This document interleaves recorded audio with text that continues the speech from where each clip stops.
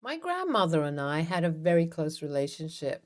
She practically raised me since I was a child, and we have always been very attached to each other. We spent a lot of time together, and she always made sure that I was taken care of. She had always told me that I would inherit a little bit more than everyone else. My no contact cousin and I had never been close. She was always a bit of a manipulator, even when we were children. She would try to get her way no matter what it took. I had always been wary of her and kept my distance. We had not spoken in years, and I had not heard from her in a long time.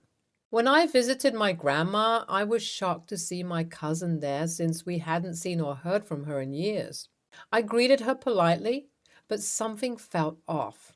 My grandmother, who was usually bright and cheerful, looked visibly upset. I knew something was wrong, and I had to find out what it was.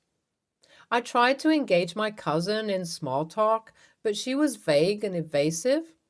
I didn't want to push her, so I turned my attention to my grandmother. She told me that my cousin had paid her a surprise visit and that they were catching up.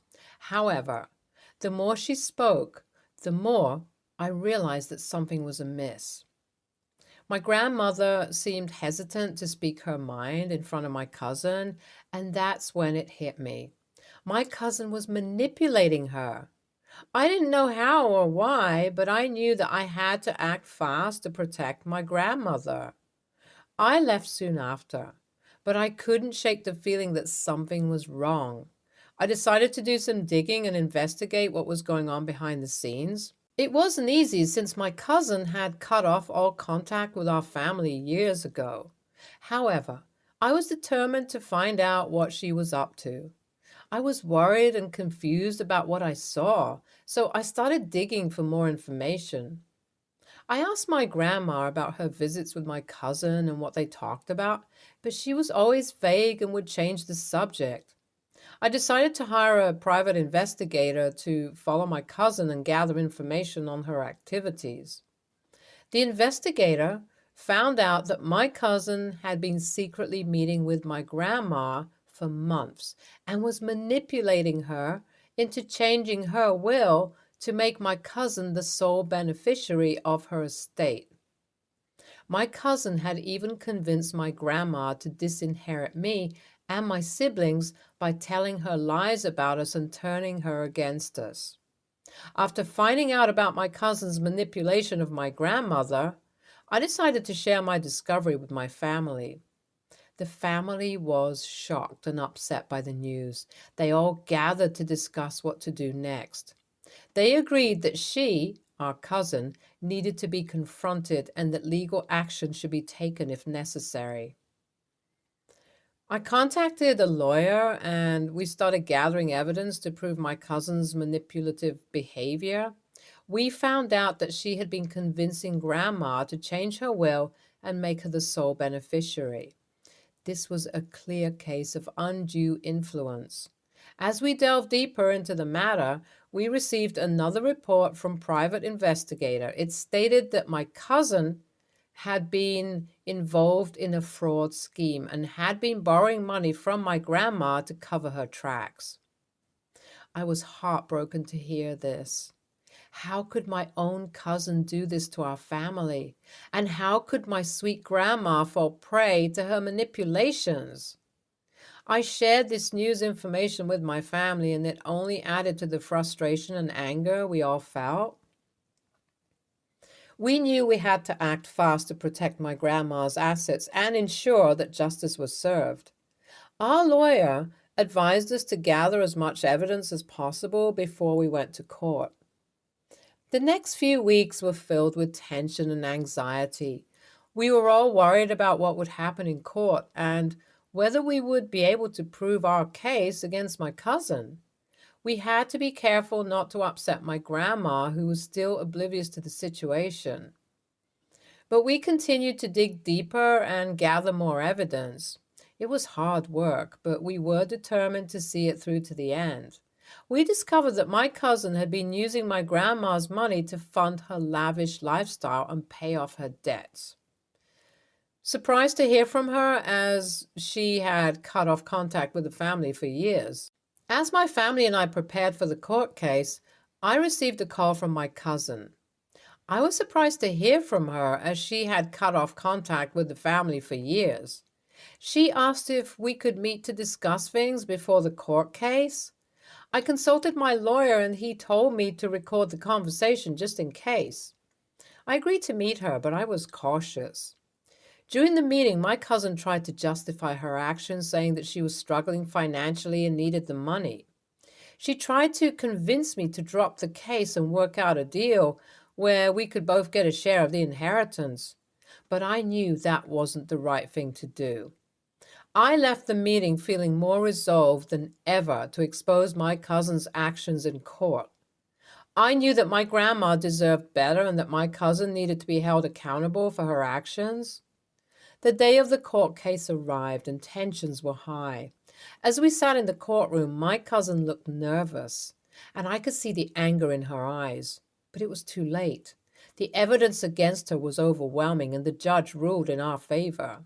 He ruled in favor of my family, and the inheritance would be divided as originally intended. As we all let out a sigh of relief, my cousin let out a blood-curdling scream. She was furious and seemed to be on the verge of a breakdown. "You're all lying! You're trying to steal what's rightfully mine!" she shouted, pointing a trembling finger at me. The judge quickly ordered the bailiff to calm her down and escort her out of the courtroom. As she dragged out, still yelling obscenities, I couldn't help but feel a sense of sadness for her. She had ruined her own chance at any type of relationship with our family, and now her true intentions were revealed. After the court proceedings, my family and I went out to celebrate our victory, but even though we had won, I couldn't help but feel a sense of betrayal and hurt. It was a bittersweet victory. While I was relieved that justice had been served, it was hard to see my cousin go through the consequences of her actions. She was ordered to pay back every single penny that she had taken from my grandma. And now that she has been exposed for fraud, there will be another hearing. She will have to serve jail time. But I knew that we had done the right thing and that our grandma's legacy was protected. Over the following days, I went to visit my grandmother and update her on everything that had happened in court. I couldn't shake off the feeling of betrayal. I had always been close to my grandma, but now I felt like I didn't even know her. The fact that she had been so easily manipulated by my cousin hurt me deeply. My cousin didn't even have much of a relationship or as deep a relationship as I did with Grandma. When I visited her later that day, she was visibly upset. She apologized profusely, telling me how sorry she was for causing all this trouble. She admitted that she had been naive and foolish to trust my cousin, and that she should have listened to me when I raised my concerns.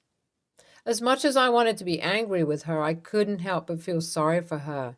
She was clearly torn between her love for me and her guilt for falling for my cousin's lies.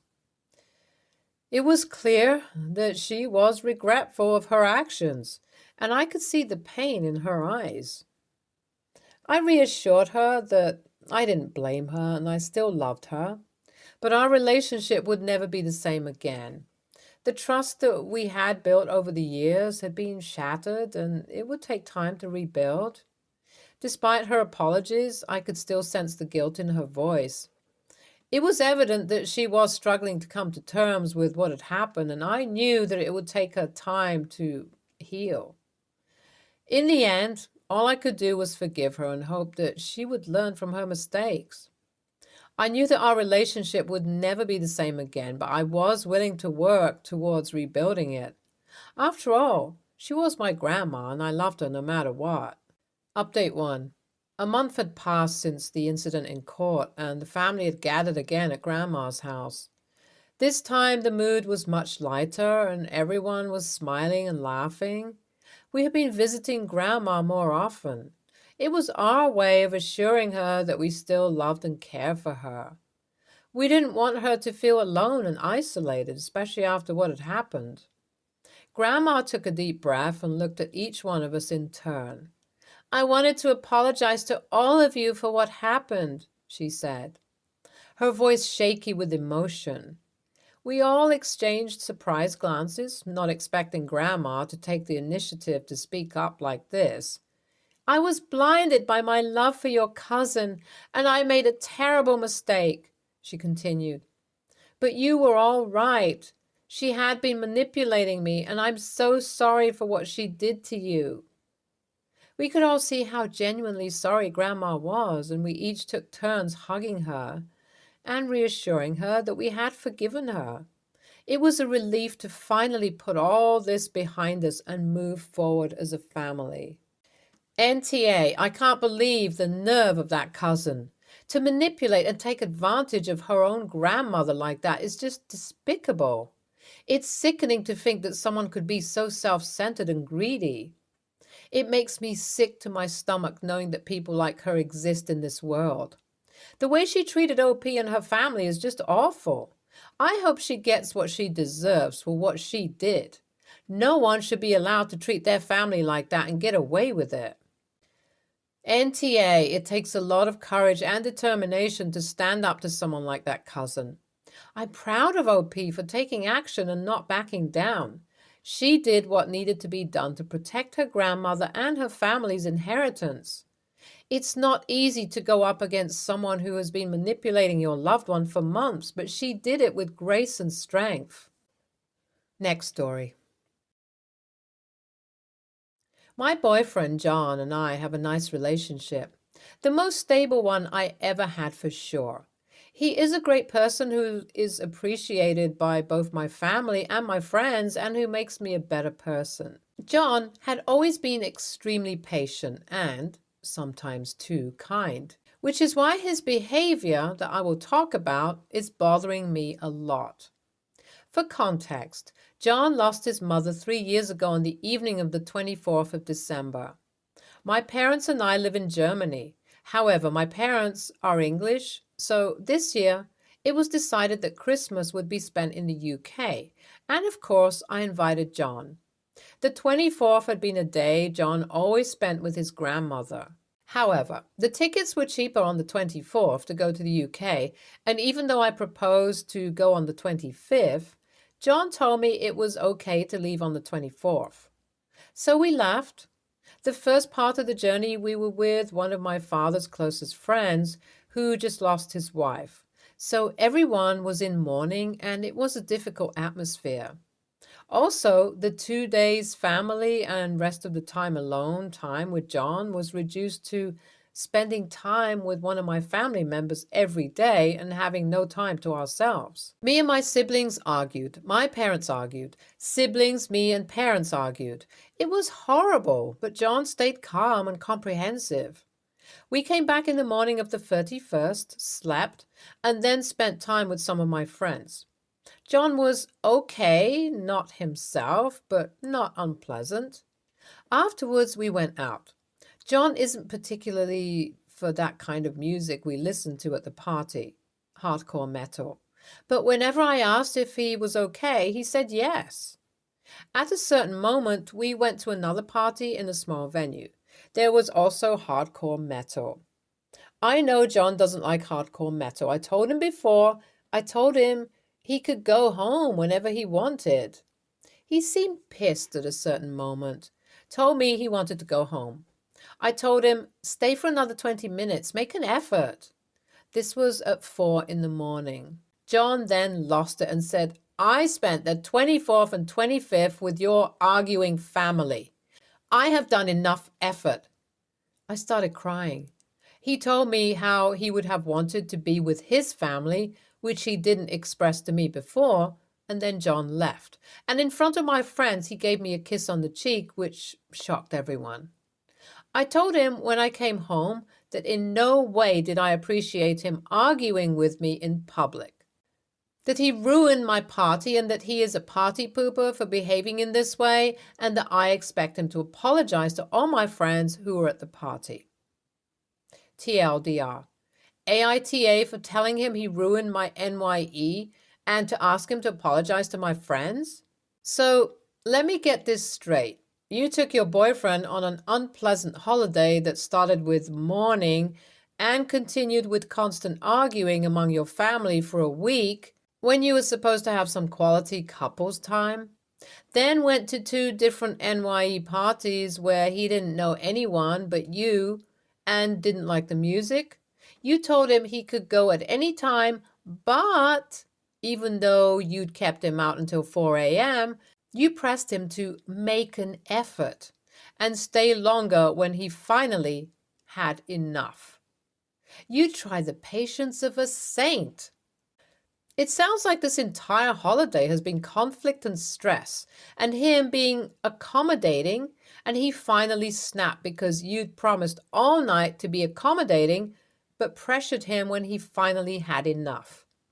And now you're throwing a tantrum because you finally hit the end of a generous partner's patience and tolerance.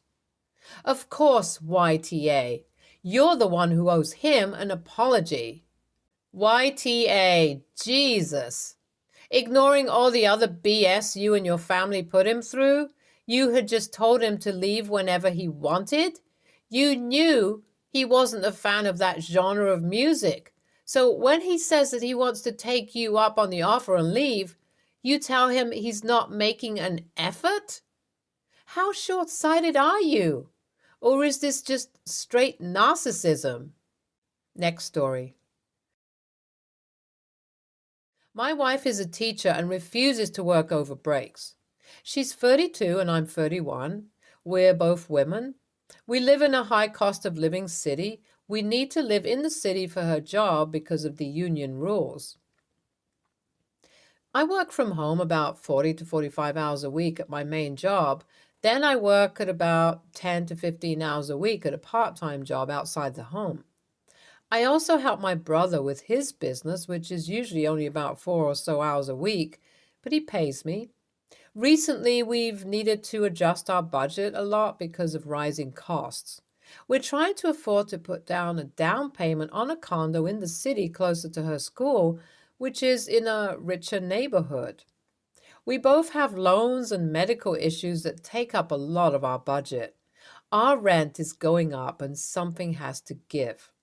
Her commute is already about an hour each way. Because I work from home and my part-time job is close and only about 10 to 15 hours a week, she wants me to get another job. My brother can't offer me any more work than he's giving me. I told her absolutely not, and she needs to work over the summer and winter breaks instead. She blew up at me and says her job is extremely difficult, and I don't understand how much she needs the summer and winter off. I know that her job is tough, but she is claiming she needs the summer break, otherwise she will get burnt out and depressed. I'm already burnt out and depressed working so much, and now she wants me to do even more. Some of my friends are saying I'm an a-hole because being a teacher is much harder than the jobs I have.